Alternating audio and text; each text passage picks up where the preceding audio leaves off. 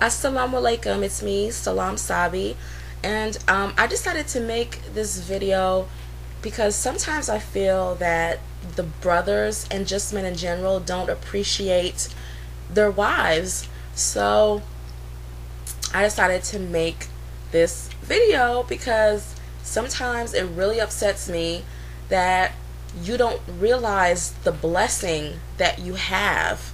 You know, you have a beautiful woman who not only married you but had your children, carried your child for 9 months, laid in bed huffing and puffing and sweating and just being very uncomfortable just so she could bring a child into this world. And if she hasn't had your child yet, she's sitting there cooking and cleaning and just trying to be a good friend, you know, because that's what your wife is. She's your companion, you know, she's your closest friend.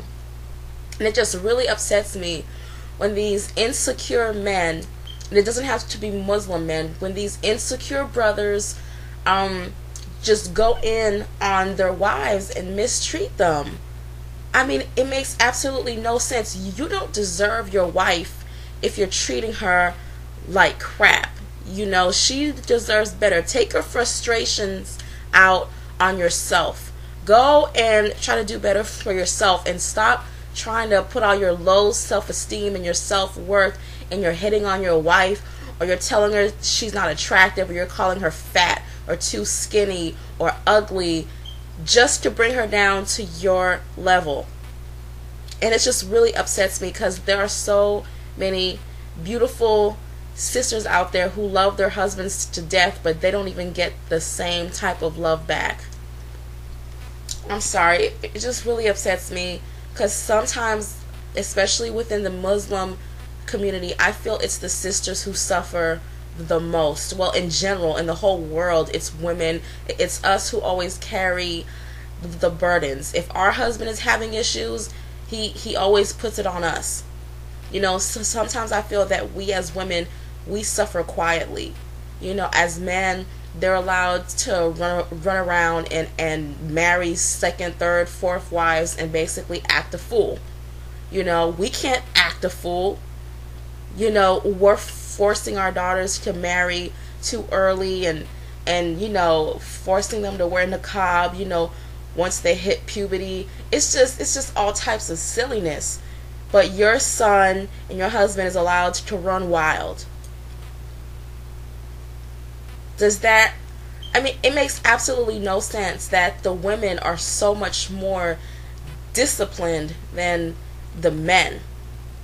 You know, I would rather be alone and happy, which is how I am right now at the moment, than be married and miserable.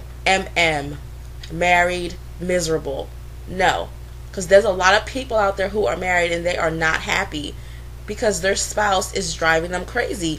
And the same thing for a man. I mean, I'm even talking to the brothers out there. If you married a woman who is lazy and she's not really a good wife, or she's materialistic, and or she's just not doing her job, and as long as you're not abusing her, then you need to kick her to the curb.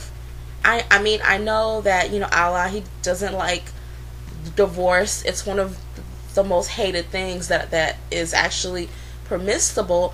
But my question is why spend your whole life being miserable just so you can have someone beside you at night?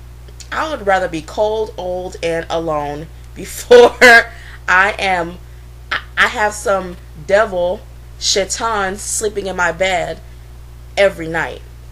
I'm sorry, I'm just being honest. You know, it just seems like women, we just want to be married. No, I just don't want to be married. I want to have a balanced marriage. I know we're not always going to have happy times, but you know, at least we can try. I mean, you're not your husband's footstool, and he's not your cash cow. You know, I just see how sisters, you know, that they go through so much, and they always sit there and said, you know, inshallah, you know, things will get better. And really, things don't ever get better. He stays the same, okay? He'll either get a second wife or he'll just divorce you. And he's too stubborn and hard-headed and too prideful to ever change. And one of the warning signs, if a brother has been married a few times, you really just want to stay away, because he's not a quality man. I mean, I'm sorry to say it, why would you marry someone who's been married and divorced several times? Now, if somebody's spouse died or went crazy or threw herself over, I don't know, just ate too much popcorn and her stomach burst or something like that and she died, then he's trying to find a new wife or something like that, then that absolutely makes sense. Or his wife is extremely ill and she won't be getting any better and he's trying to find a second wife, then that's completely understandable. And I'm just telling, for sisters who stay at home, there's other things you can do. You don't have to stay at home 24/7. That is so miserable, and then you're not getting any vitamin D or C or whatever vitamin comes from the beautiful sun. There's so many things you can do. You can go to the park, you can go to the library. What else can you do? Museums, plays. You can even go to the mall. Sometimes I just like going to the mall and just staring at stuff. Like, really, I won't buy it, but I'll try stuff on. I mean, I'll enjoy my life. They have so many, especially during the spring and summer. They have festivals. They have so many wonderful things going on. Arts and crafts. You can learn how to sew. If you can't cook, learn how to cook. Take an art class, take a writing class, take a literature class, do some community service, get out there, hustle. If you don't have a job, babysit, do hair, do henna, do something. Get out of the house and stop being so miserable. You make your own life. Yes, of course, as Muslims, we already know that our life is already predestined. But also, haven't you noticed throughout life, even in the Quran, people had to take action so certain things would happen in their life?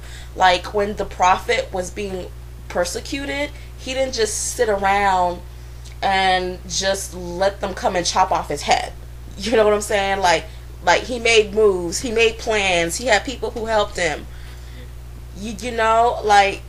Just don't sit around. Stop sitting around the house and letting your husband control you and hurt you. Life is so beautiful, and not everything is haram. Like, someone told me that face paint is haram and piñatas are haram, and it seems like some people sit home and just try to find things that are haram. Not everything is haram. I mean, get over it and have a life. Find a part-time job. I don't care if you work in a candy shop. I don't care. Find something to do. Start painting. Start doing poetry. Learn how to drive a car. You know what I'm saying? Do some community service. Feed the homeless. I mean, teach someone how to read and write.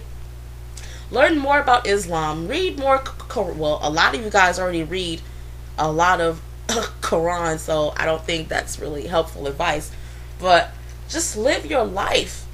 As long as you're not drinking, fornicating, like having sex. And this also applies to the single people. Go out there and live your life. Just because you have on hijab doesn't mean you stay at home looking out the window all day. I'm sorry, guys, but I don't like staying home, especially during the weekends. Like, even when I'm home, I'll actually go out and take a walk. It's fall and the leaves are changing and squirrels are running around and getting hit by cars and stuff. I mean, it's such an exciting time.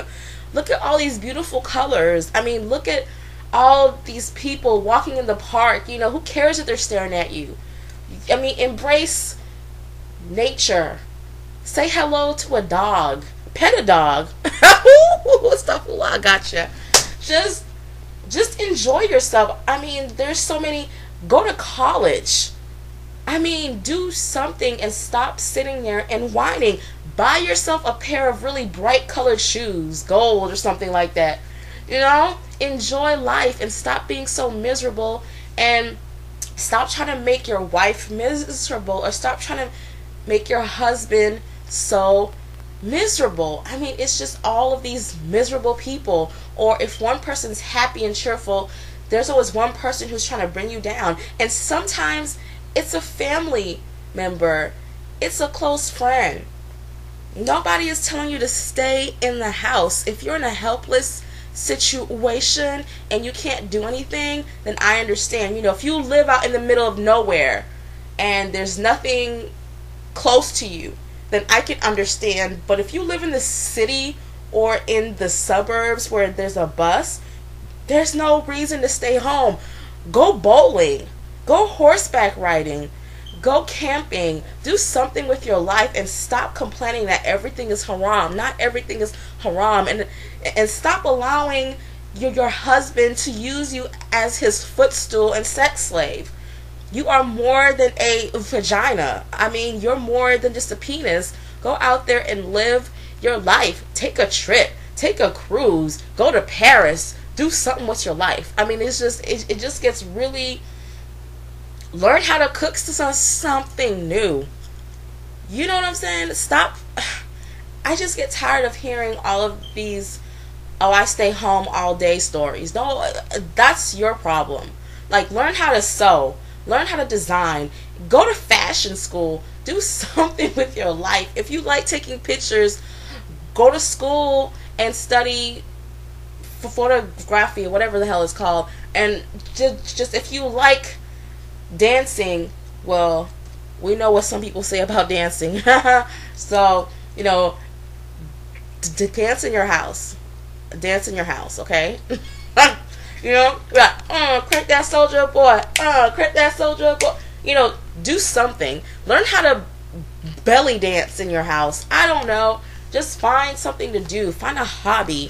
And just stop trying to focus solely on your husband or solely on your wife. There's so many beautiful things that Allah put out there for you to do that is not haram. And the reason why I made this video is to inspire you to get off of your butt and to find something in life that you enjoy. I love fashion. Sometimes I'll sit there and sketch. I love watching certain types of comedies and independent European films. I love documentaries. I love art. I love to paint.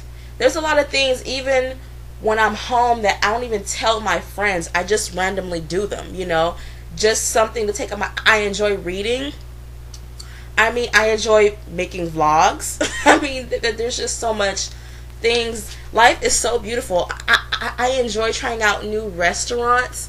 I mean, there's just so much to do. And stop sitting in your house and just thinking because your husband or wife, you know, if they really bring you that much misery, divorce them. If counseling isn't going to work, some people will never change. I don't care how much counseling you put them. Some people are screwed up for life. If you're screwed up for life, if you're just a complicated person and you're never going to change, that's just how it is. Okay? Because I know what it's like to be with a complicated person. You can never make that person happy. Their mind is always all over the place and always trying to think up new ways to make you miserable. Life is what you make it. If you're sad right now, unless you have a chemical imbalance, then I can understand, but life is what you make it. Sometimes doing the right thing is the hardest thing you'll ever have to do. Sometimes giving him back what he gave you as a wedding gift and starting your life all over again is the hardest thing that you have to do. Nobody deserves to be miserable. I'm almost 30. I'm not sitting around waiting for a man to bring me happiness. Happiness is looking out that window. Happiness, believe it or not, I like watching birds, like blue jays and cardinals, and like it's so cute because like we have a mop outside and like these birds come and fly on them and peck on it so they can make nests. Well, time is up, but live life. It's so beautiful. And I'm about to go outside and take a walk. Assalamu alaikum.